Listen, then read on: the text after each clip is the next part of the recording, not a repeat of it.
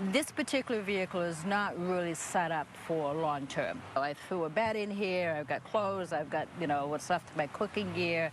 This is the real-world impact of Florida's insurance crisis, people being forced to live in their cars. Insurance rates in Florida are nearly 3 times higher than the national average. NBC2 chief political reporter Dave Elias shows us how the rising rates are impacting people in our community firsthand.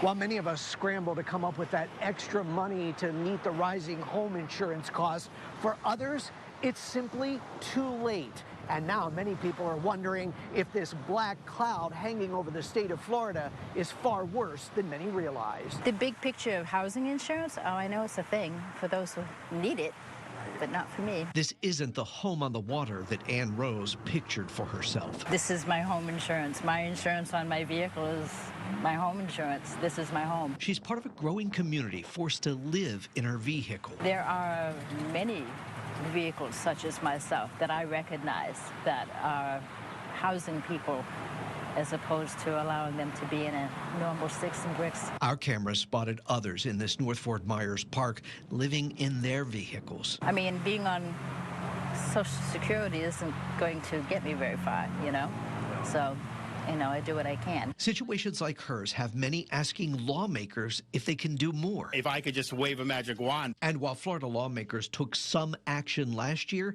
it hasn't stopped rates from increasing. Sometimes I see 4 families living in a 3-bedroom home because that's the only way they can afford it. And while the state doesn't seem likely to do more, I'd love for people, for them to offer, $1 a year or whatever, but the government can't set that. Now a federal bill introduced could cut rates by 25% as it covers reinsurance that companies pay. That's insurance to cover their costs if a big storm hits, but there is little support for it. What do? You know what I mean? Like, you either pay it or you roll the dice, and then if a catastrophe does happen, you'll lose more. As seniors like Ann Rose are most vulnerable. Things could be worse.